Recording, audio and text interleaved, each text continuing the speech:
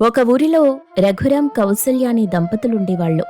వాళ్లకి రాజేష్, రాకేష్ అనే ఇద్దరు కొడుకులు, కీర్తి, కుసుమ అనే ఇద్దరు కోడళ్ళు, కావ్య అనే కూతురు ఉండేది. ఆమెకి కూడా వివాహం చేసేశారు. ఆమె అప్పుడప్పుడు ఇంటికి వస్తూ పోతూ ఉండేది. అయితే వారిలో కుసుమ కొత్తగా ఇంటికొచ్చిన కోడలు. ఓ రోజు ఉదయాన్నే, అబ్బబ్బబ్బబ్బా, చలి చంపేస్తోందండి. అసలు ఈ మధ్యకాలంలో ఇలా లేనే లేదు.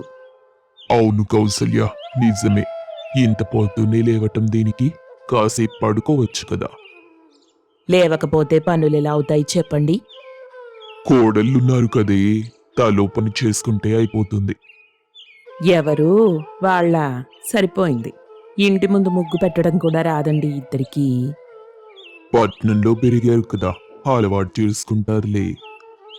కౌసల్య ముగ్గు వేస్తూ ఉంది. ఇంతలో చిన్న కోడలు కుసుమ అక్కడికొచ్చింది. రామ్మ చిన్న కోడలా, రా. ఏంటి మావయ్య, ఇంత పొద్దున్నే చలిలో ఏం చేస్తున్నారు? మీ అత్తయ్య ముగ్గు వేస్తుంటే తోడున్నానంతే. అవును కుసుమా, రా, నీకు ముగ్గు వేయటం నేర్పిస్తాను. అవును కుసుమ, రేపటి రోజున నువ్వు ఈ పనులన్నీ చెయ్యాలి కదా. అంటే అది నాకు ఆకలిగా ఉంది. ఇంత పొద్దున్నే ఆకలిగా ఉందా? సరే, ఒక్క నిమిషం ఉండు తల్లి, ముగ్గేసొచ్చి కాఫీ పెడతాను. అని లోపలికెళ్ళి వాళ్ల ముగ్గురికి కాఫీ పెట్టింది కౌసల్య. ఏమ్మా కోడలా, నీకు ఉదయం లేవగానే కాఫీ తాగటం అలవాటా? అంటే అత్తయ్య, లేవగానే ఆకలేసింది. సరే తల్లి, మరేం పర్లేదులే. అత్తయ్య, నాకు జిలేబీ చేసి పెడతారా? ఏంటి, ఇంత పొద్దున్నే జిలేబీనా? అవును మావయ్య, భలేగా ఉంటుంది తెలుసా కాఫీ తాగిన తరువాత జిలేబీ తింటే. నువ్వెళ్ళి స్నానం చేసిరా తల్లి, ఏదో ఒకటి వండి పెడతాను. అని కుసుమని లోపలికి పంపించేసింది. వాళ్ళిద్దరికీ కుసుమ ప్రవర్తన అర్థం కాలేదు. ఏంటి కౌసల్య, నీ చిన్న కోడలిలా ఉంది? అదేనండి నాకు అర్థం కావట్లేదు. కొత్త కదా, మొహమాట పడుతుందేమో అనుకుంటే ఏంటిలా అడిగేస్తుంది? అడగడంలో తప్పులేదు గాని ఇలాంటి విచిత్రమైన కోరికలేంటో. అదే కదా, ఎవరైనా పొద్దున్నే జిలేబీలు తింటారా? ఎవరైనా వింటే నవ్విపోతారు. అవును కౌసల్య. అత్తయ్యా, ఏంటి, ఏమైంది? ఏం మాట్లాడుకుంటున్నారు మీ ఇద్దరూ? నీ తోడి కోడలి గురించి మాట్లాడుకుంటున్నాం కీర్తి. అవునా? ఏం చేసింది మావయ్య? కొత్త లేదు పాత లేదు, పొద్దున్నే ఆకలందని కాఫీ పెట్టిస్తే వెంటనే జిలేబీ అడుగుతుంది. ఇంత పొద్దున్నే ఇంత చలిలో జిలేబీ అడిగిందా? అవును కీర్తి. మరి మీరేమన్నారు? నువ్వెళ్ళి స్నానం చేసిరా, ఏదో ఒకటి చేస్తానన్నాను. ఇంకేమంటాను, కొత్త పిల్ల కదా. సరిపోయింది. సరే, ఇంకేం చేస్తాం, పదండి వెళ్ళేదో ఒకటి చేద్దాం. అని అత్తాకోడళ్ళిద్దరూ వంటగదిలో కుస్తీలు పడుతున్నారు. ఇంతలో చిన్న కొడుకు రాకేష్ అక్కడికొస్తాడు. ఏంటమ్మా, ఇంత చలిలో పొద్దు పొద్దున్నే వంటగదిలో నువ్వు వదినా ఏం చేస్తున్నారు? నీ పెళ్ళాం పొద్దున్నే జిలేబీలు అడిగింది బాబు, అదే పనిలో ఉన్నాం. అదేంటి, ఉన్నట్టుండి కుసుమకేమైంది? కొత్త కోరికలు పుట్టుకొస్తున్నాయి. మాకు మాత్రం ఏం తెలుసు రాకేష్, ఇంటికి కొత్తగా వచ్చిన అమ్మాయి అడగకడగకొకటి అడిగింది, చెయ్యాలి కదా అని చేస్తున్నాం.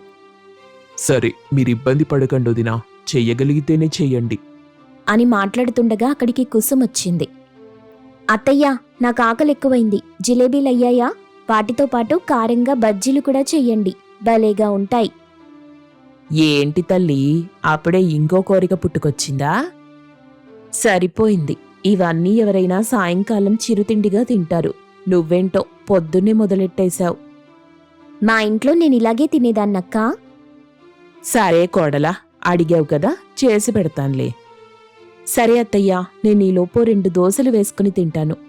అని అక్కడి నుండి వెళ్ళిపోతుంది కీర్తి.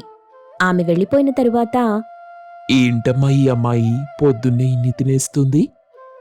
పోనీలేరా, ఏదో ఆకలి మీదున్నట్టుంది. సరే, నాకెందుకులే, నేను బయలుదేరుతాను. అని రాకేష్ వెళ్ళిపోతాడు. ఇక వంటగదిలో అంతా హడావిడిగా ఉంది. పెద్ద కొడుకు రాజేష్, కీర్తి, నాకు టైం అవుతుంది, టిఫిన్ తీసుకురా.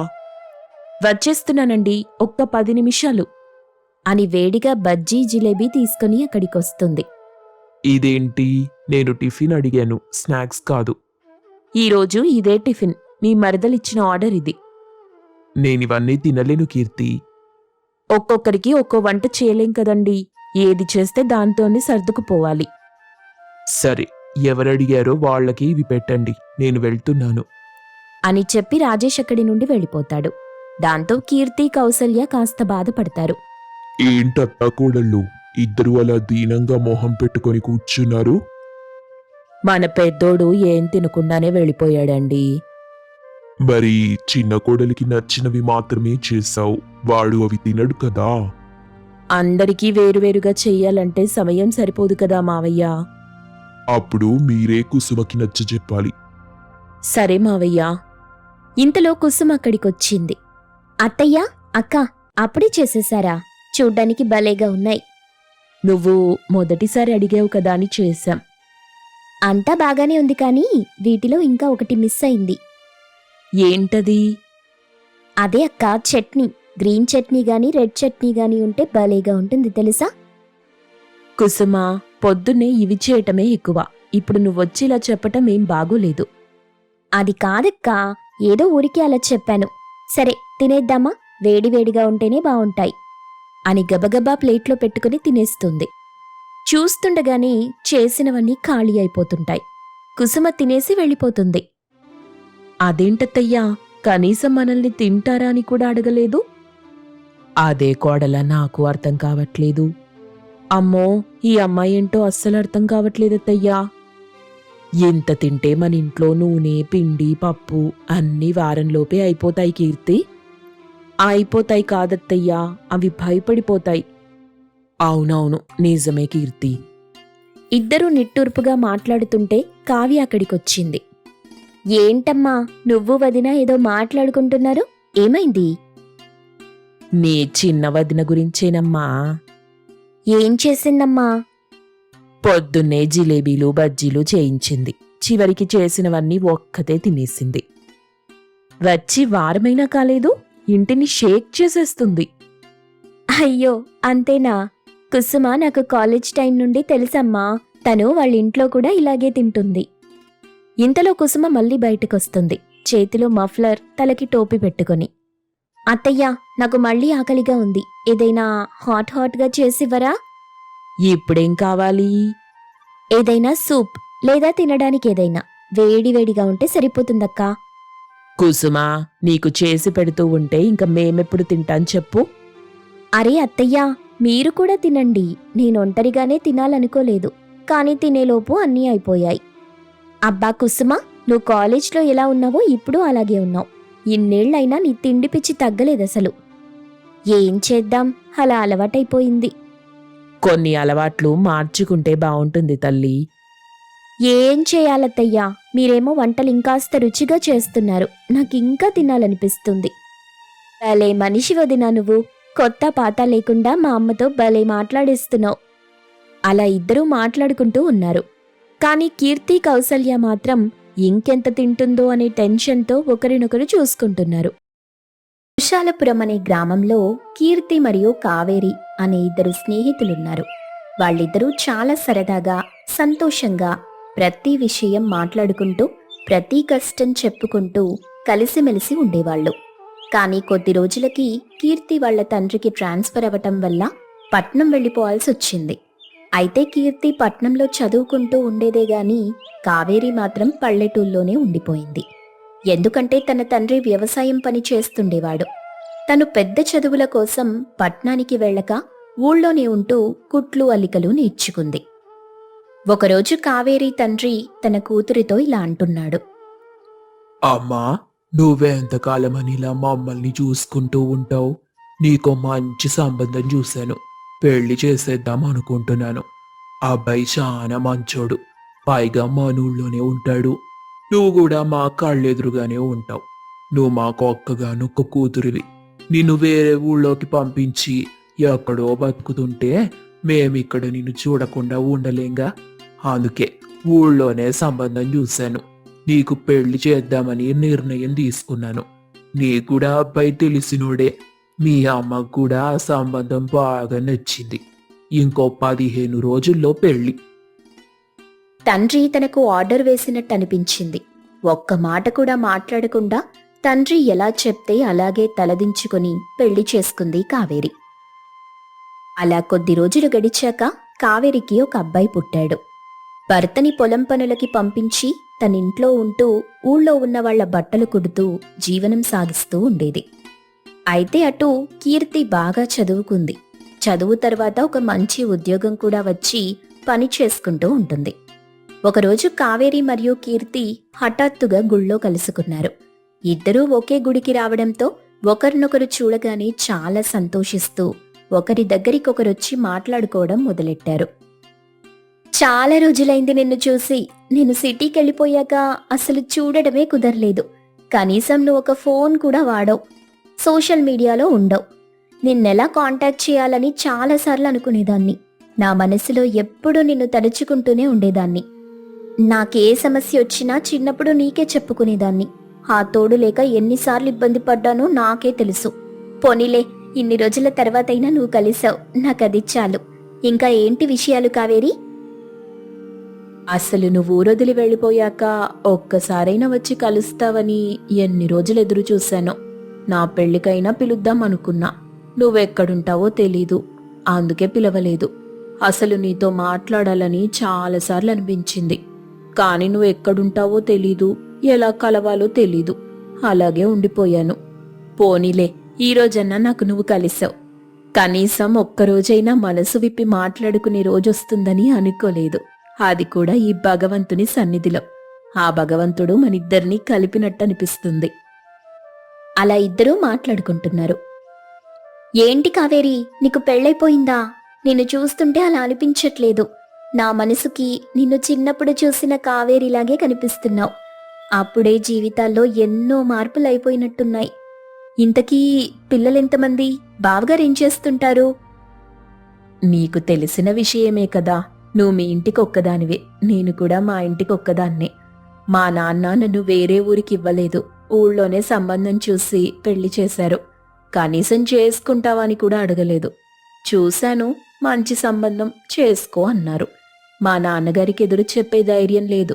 అలా అని చేసుకోకపోవడానికి కారణమూ లేదు. అందుకే ఆయన ఎలా చెప్తే అలాగే చేశాను. తర్వాత ఒక అబ్బాయి పుట్టాడు. వాడు స్కూల్కి వెళ్ళాడు. నేనిదిగో దేవుడి దర్శనం కోసం వచ్చాను. సరేగాని నువ్వు పెళ్లి చేసుకోలేదా? ఇలాగే తిరుగుతున్నావా ఏంటి? నా గురించి ఏం చెప్పమంటావు? మన ఊరి నుండి వెళ్ళిపోయాక నాన్న నాకు సిటీలో ఉన్న కాలేజ్లో జాయిన్ చేశారు. తర్వాత అక్కడే చదువుకున్నా. అక్కడే ఉద్యోగం వచ్చింది. ఆ తర్వాత మా నాన్నగారు వాళ్ళ ఫ్రెండ్ వాళ్ళ అబ్బాయి నన్ను చేసుకుంటానన్నాడని మా తల్లిదండ్రుల దగ్గర ప్రస్తావన తీసుకొచ్చాడు. అబ్బాయి అంటే నాకు ఇష్టమే, సరే అని ఒప్పుకున్నా. తర్వాత పెళ్ళైంది. పెళ్ళైన తర్వాత కూడా జాబ్ చేస్తున్నా. అలానే నడుస్తుంది జీవితం. అలాగని రాజేష్ చెడ్డవాడు కాదు, చాలా మంచివాడు. నన్ను బాగా చూసుకుంటాడు. పైగా నేనంటే చాలా ఇష్టం. అబ్బా, నీ గురించి ఇలా చెప్తుంటే నాకు సంతోషంగా ఉందే. పోనీలే, నువ్వు కోరుకున్న జీవితం నీకు దక్కినందుకు ఆ భగవంతునికి కృతజ్ఞతలు చెప్పుకో. అసలు ఇలాంటి మంచి జీవితం రావాలంటే అదృష్టం ఉండాలి. అప్పుడే కీర్తితో వచ్చినావిడ కీర్తికి బొట్టు పెట్టి ఆ తరువాత కావేరికి కూడా బొట్టు పెట్టబోతుంది. అయ్యో వద్దండి, నాకు బొట్టు పెట్టకండి. నా భర్త చనిపోయాడు.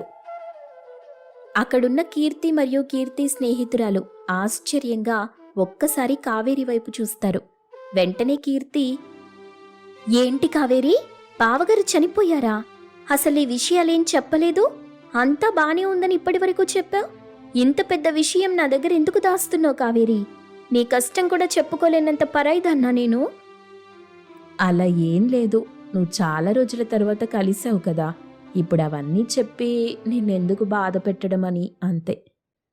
అసలు ఇంతకీ ఏం జరిగిందే? బావగారికి ఏం చేసి కొడుకుని పోషిస్తున్నావు? డబ్బులెలా వస్తున్నాయి? ఎప్పటిలాగే పొలానికి వెళ్తున్నారు. పొలానికి వెళ్ళాక పొలంలో పని చేస్తుంటే ఒక పాము వచ్చి తనని కాటేసింది. అప్పటికే పొలంలో ఉన్న వాళ్ళంతా తనని తీసుకొని ఆస్పత్రికి వెళ్లారు. అప్పటికే ఆయన చనిపోయారు. పొలం కౌలుకిచ్చేశాను. వచ్చిన కొంత డబ్బులు అబ్బాయి పేరు మీద దాస్తున్నాను. ఇంటి ఖర్చులంటావా? చదువు ఆపేశాక టైలరింగ్ నేర్చుకున్నానుగా. ఊళ్ళో ఉన్న వాళ్ళందరి బట్టలు కుడుతుంటాను. పర్లేదు, కుట్లు అల్లికల వల్ల డబ్బులొస్తున్నాయి. వాటితోనే ఇల్లు గడుస్తుంది. ఇక నీకు తెలిసిందేగా, అమ్మా నాన్నకి నేను ఒక్కదాన్ని అని. వాళ్ళని కూడా నేనే చూసుకుంటున్నాను. ఇక కుటుంబ భారం అంతా నా మీదే పడింది. ఇలా ఉంది నా పరిస్థితి. నువ్వు సంతోషంగా ఉన్నావు కదా, అది చూస్తే నాకు ఆనందంగా ఉంది. కడుపు చించుకుంటే కాళ్ళ మీద పడుతుందన్నట్టు నీ జీవితం నా జీవితానికి పెద్ద తేడా ఏం లేదు కావేరి అని బాధపడుతూ కీర్తి చెప్పడంతో కావేరి ఒక్కసారిగా కంగుతింది. ఏమంటున్నావు కీర్తి? ఒక్కసారి హఠాత్తుగా నువ్విలా బాధపడుతుంటే నాకేదోలా ఉంది. అసలేం జరిగిందో చెప్పు. కావేరి అలా అనడంతో కీర్తి తన బాధ చెప్పటం మొదలెట్టింది. ఏం చెప్పమంటావు, పెళ్ళయింది. రాజేష్ నన్ను చాలా బాగా సంతోషంగా చూసుకునేవాడు. అయితే పెళ్ళైన సంవత్సరం తరువాత మా పెళ్లి రోజుకి నాకేదో సర్ప్రైజ్ ఇవ్వడానికి రాజేష్ బయటికి వెళ్ళినప్పుడు తనకి అనుకోని పరిస్థితిలో ఒక యాక్సిడెంట్ అయింది. యాక్సిడెంట్లో తనకి చాలా దెబ్బలు తగిలాయి. అప్పటి నుండి తను బెడ్ మీదే ఉంటున్నాడు, పైకి లేవటం లేదు. ఇక ఇంటి బాధ్యత అంతా నాపైనే పడింది. ఇంకో విషయం ఏంటంటే రాజేష్ కూడా ఒక్కడే అబ్బాయి. నేను కూడా అమ్మ నాన్నకి ఒక్కదాన్ని కదా. ఇక వాళ్ళకి కూడా వయసు అయిపోవడంతో నా దగ్గరే ఉంటున్నారు. అందరినీ చూసుకుంటూ ఉద్యోగం చేస్తూ ఇలా బ్రతుకుతున్నానంతే. తనకెప్పటికీ నయమవుతుందో నాకైతే అర్థం కావట్లేదు. మొక్కని దేవుడు లేడు, చూపించని హాస్పిటల్ లేదు. ప్రతి డాక్టర్ నయమైపోతుందని అంటున్నారు. చూడాలి ఎప్పటికి తను మళ్ళీ లేచి తిరుగుతాడో. ఇప్పటికీ 3 సంవత్సరాలవుతుంది, అలాగే ఉన్నాడు. అవునా, ఇంత జరిగిందా? అసలు ఆ భగవంతుడి దయ వల్ల నువ్వు బానే ఉన్నావనుకున్నాను. నీ జీవితం కూడా ఇలా ఉందని తెలిసాక చాలా బాధగా ఉందే. అయినా మన ఇద్దరి జీవితాల్ని ఆ భగవంతుడు ఎందుకిలా చేశాడు? కనీసం ఒకరి కష్టం ఇంకొకరికి చెప్పుకోకూడని పరిస్థితిలో ఉండిపోయా. పోనీలే, ఇన్నాళ్లకైనా మనం కలిసి ఇలా ఒకరి బాధ ఒకరు తెలుసుకోవటం మంచిదేలే అని మాట్లాడుకుంటూ వాళ్ళిద్దరూ ఒకరితో ఒకరు కబుర్లు చెప్పుకుంటూ ఆ రోజంతా సమయం గడుపుతూ ఉంటారు. కష్టాలందరికీ వస్తాయి, కానీ దాన్ని ఎదుర్కొని నిలబడే ధైర్యం ఆ భగవంతుడి వల్లే మనుషులకొస్తుంది అని అనుకుంటూ తమ తమ ఊళ్ళకి ప్రయాణమవుతారు. వెళ్ళి మళ్ళీ ముందులాగానే తమ తమ జీవితాల్లో నిమగ్నమైపోతారు.